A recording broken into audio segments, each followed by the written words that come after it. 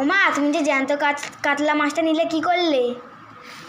জ্যান্ত কাতলা মাছটা নিয়েছি, জ্যান্ত কাতলা মাছ নিয়ে ঝোল করেছি।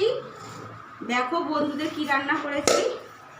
এই যে বন্ধুরা দেখো, লাউ শাক ভাতে দিয়েছি, কেন এই কদিনই খেতে আছে আর খেতে নেই, তাই লাউ শাক ভাতে দিয়েছি। মাখবো এটা, গরম গরম ভাত, পুরো ধোঁয়া উঠছে।